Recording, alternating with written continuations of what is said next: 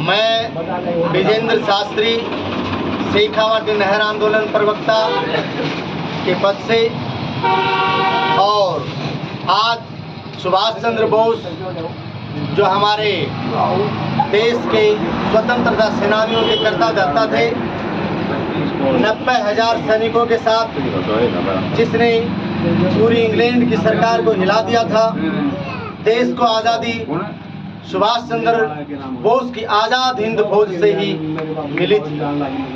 आज उनकी कोई शानी नहीं है। अगर वो आज देश में जिंदा होते तो देश के हालात कुछ और होते। आज जो हम पानी मांग रहे हैं, नहर मांग रहे हैं, बिजली के 765 kV की हाई टेंशन लाइन हमारे खेतों की फसलों को रोनते हुए जा रही है।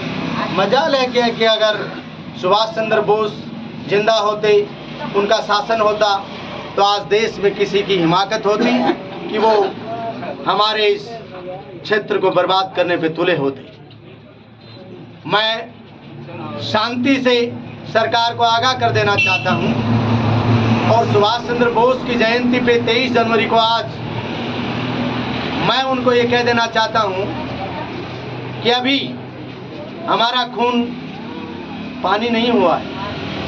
हमारे खून में पानी नहीं है, खून है।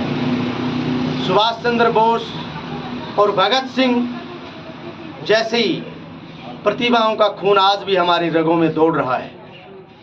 हमारे किसान, हमारे युवा, हमारे स्टूडेंट, हमारे छात्र छात्राएं सब दिक्कत में हैं। हमारा क्षेत्र बर्बाद है, हमारी फसल बर्बाद है, हमारी खेती नष्ट है। हमें रोजगार का कोई भी जर्रा कहीं दिखाई नहीं दे रहा है। ऐसे में किस प्रकार से हम हमारे जीवन को यापन करें, कैसे जीवन चलाएं, कैसे हम हमारे बच्चों की शिक्षा पूरी करें और कैसे हम भविष्य की हमारी योजनाओं को पूरा करें। सरकार को इस बारे में समझना चाहिए। हमारे घड़े हमारे आंगन में खाली पड़े हैं जिससे हम प्यासे हैं। हमारे खेत सिंचाई के बिना प्यासे हैं। हमारे खेतों में 5-5, 10-10, 15-15 बोरियां एक बीघों की अनाज होती थी। आज 1 किलो अनाज भी उन खेतों में नहीं है। हम कहाँ जाएं, क्या करें? आखिर मैं एक चीज़ ये समझना नहीं चाहता हूँ सरकार से, और समझ में आ भी नहीं रही है कि जो चीज़ें सरकारों को चाहिए, जो चीज़ें बड़ी कंपनियों को चाहिए, वो चीज़ें तुरंत क्यों हो जाती हैं, और जो जनता को चाहिए, जनता की भूख के लिए है, वो चीज़ों का कोई ध्यान ही नहीं दिया जा रहा है।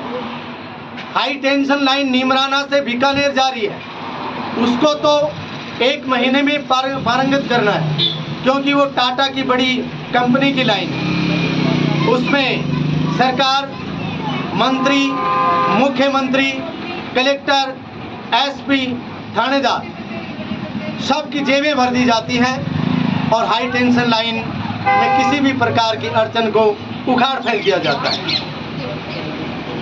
मैं उन सभी एजेंसियों को ये कहना चाहता हूँ कि जिस दिन ये धरती पुत्र उमड़ेगा और जिस दिन हम खड़े होंगे,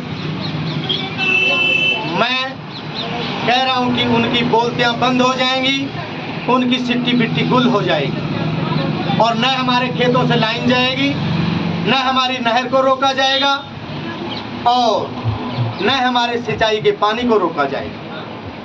हर हालत में किसान आगाह कर देना चाहता है कि हर हालत में नहर लेंगे और हर हालत में हाई टेंशन लाइन का मुआवजा लेंगे।